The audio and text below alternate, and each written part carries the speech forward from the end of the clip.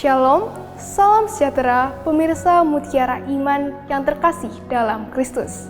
Setiap hari kita dihadapkan dengan berbagai tantangan, baik pekerjaan yang menumpuk, masalah di lingkungan sekolah, keluarga, masyarakat, hingga rasa cemas akan masa depan.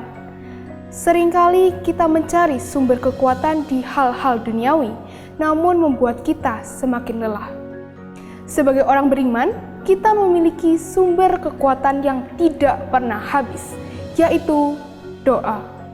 Doa bukan saja rutinitas, melainkan perjumpaan pribadi dengan Tuhan, sumber kekuatan yang sejati. Hari ini, kita akan merenungkan bagaimana doa menjadi sumber kekuatan sehari-hari untuk kita semua.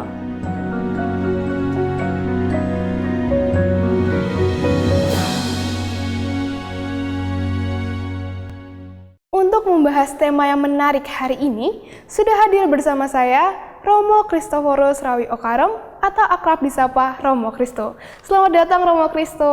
Terima kasih. Bagaimana Romo kabarnya hari ini? Puji Tuhan Jennifer, kabarnya luar biasa baik kan? Puji Tuhan. Luar biasa, menyenangkan hari ini. Apakah sudah siap Romo Tentunya sangat siap. membahas topik doa menjadi sumber kekuatan. Namun sebelum kita melangkah lebih jauh, kita akan mendengarkan bacaan Injil yang menuntun kita pada topik hari ini.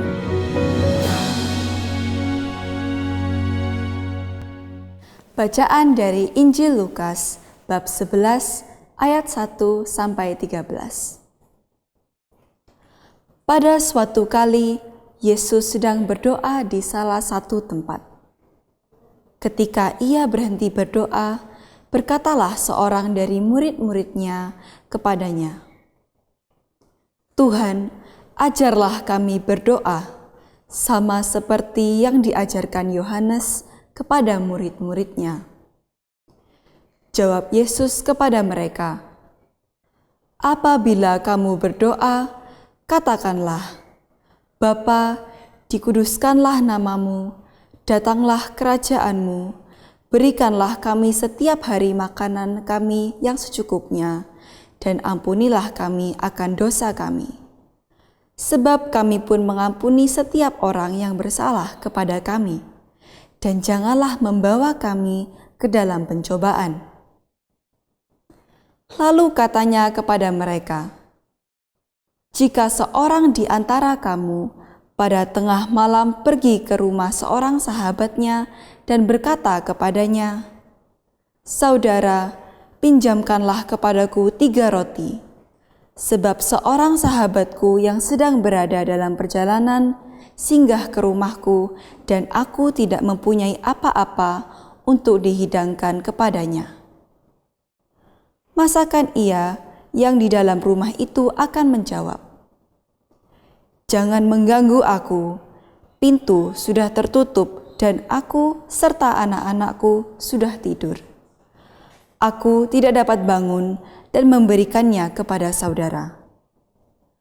Aku berkata kepadamu, sekalipun ia tidak mau bangun dan memberikannya kepadanya, karena orang itu adalah sahabatnya, namun karena sikapnya yang tidak malu itu, ia akan bangun juga dan memberikan kepadanya apa yang diperlukannya. Oleh karena itu, aku berkata kepadamu, mintalah maka akan diberikan kepadamu.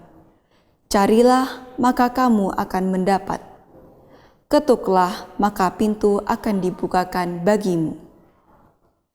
Karena setiap orang yang meminta, menerima, dan setiap orang yang mencari, mendapat, dan setiap orang yang mengetuk, baginya pintu dibukakan. Bapa manakah di antara kamu, jika anaknya minta ikan daripadanya, akan memberikan ular kepada anaknya itu ganti ikan? Atau jika ia minta telur, akan memberikan kepadanya kalajengking? Jadi jika kamu yang jahat tahu memberi pemberian yang baik kepada anak-anakmu, apalagi Bapamu yang di surga, Ia akan memberikan Roh Kudus kepada mereka yang meminta kepadanya." Demikianlah Injil Tuhan.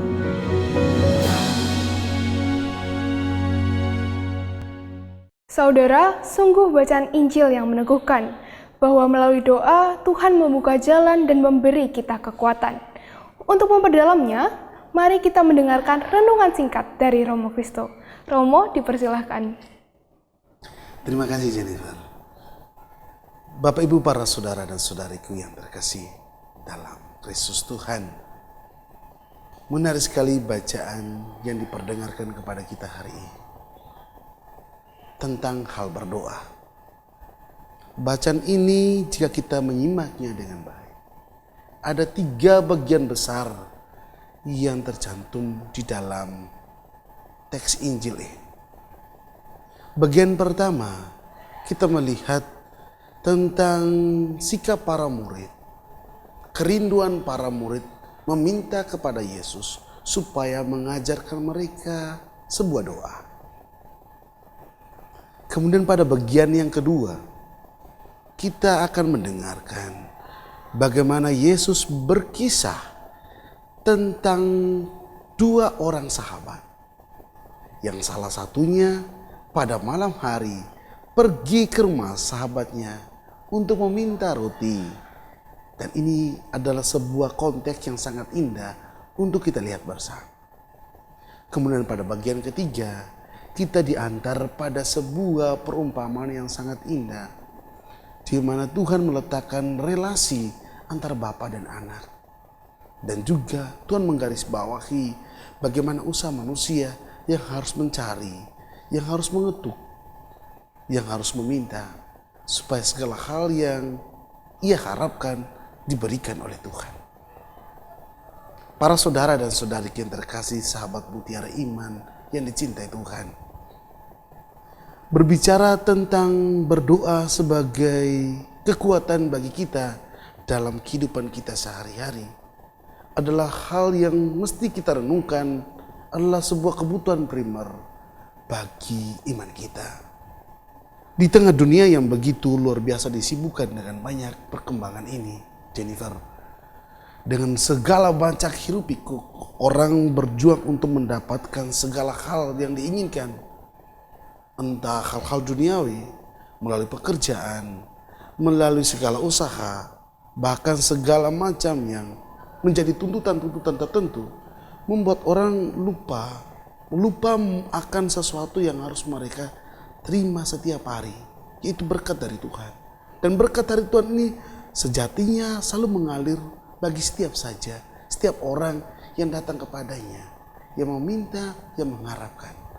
Maka manusia dalam hal ini, di tengah kesibukan itu, mesti harus ingat bahwa doa adalah sumber kekuatan bagi mereka, bagi kita semua dalam perjalanan hidup kita setiap hari. Menarik sekali Bapak Ibu para saudara dan saudara.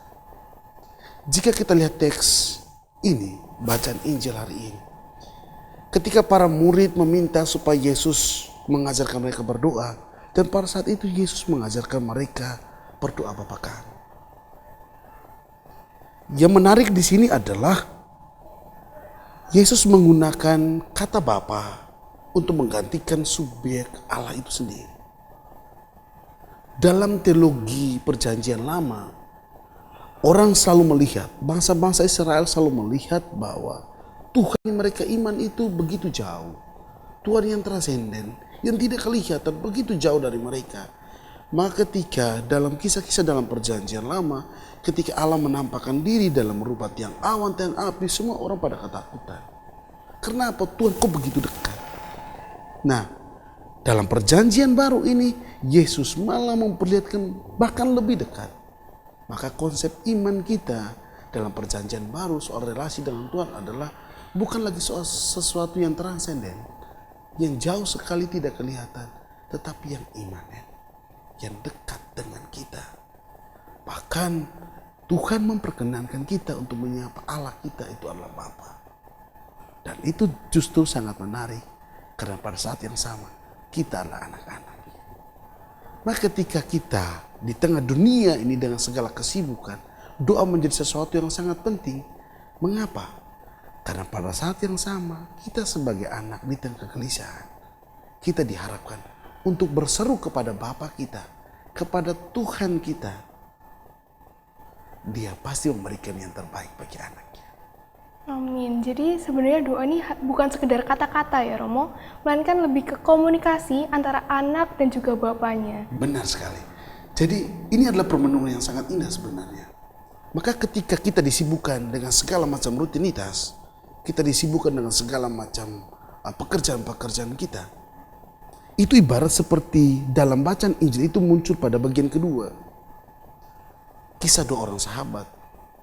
Ya, manusia zaman ini seolah-olah melihat Tuhan itu begitu cuek, Tuhan itu begitu apatis, Tuhan itu seolah-olah tidak peduli dengan keadaan dunia ini. Maka kerap kali orang-orang bertanya, Tuhan di mana? Di tengah segala macam kegelisahan ini, kamu di mana Tuhan?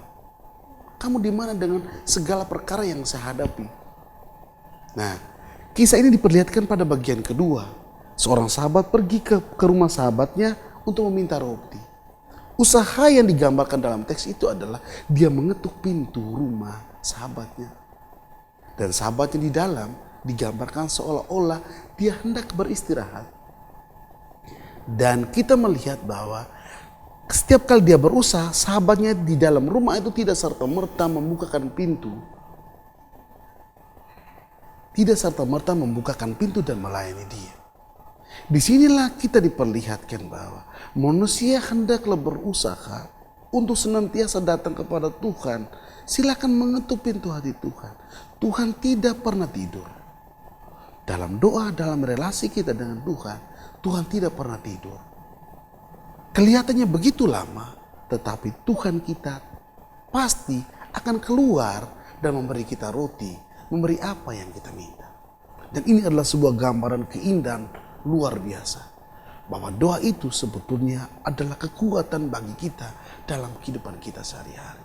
Kita datang kepada Tuhan, meminta kepada Dia, dan Dia tidak pernah tertidur.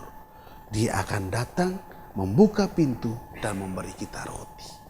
Dia membuka pintu dan memberi kita apa yang kita inginkan. Begitu indah kan? Sangat indah.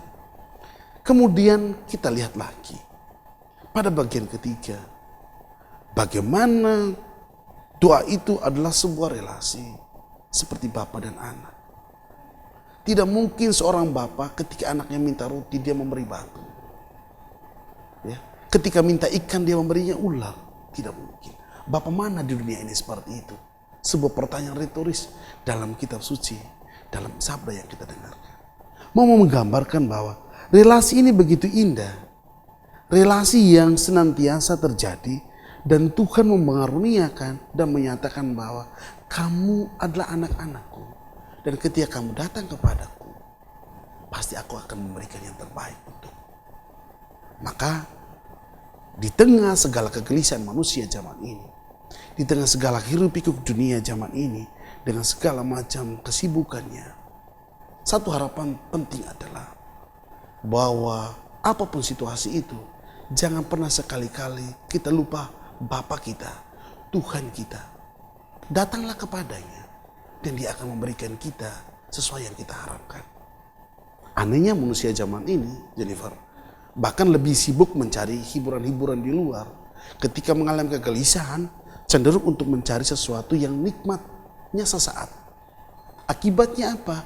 Hidup dalam kegelisahan, hidup dalam kecemasan, hidup dalam ketakutan.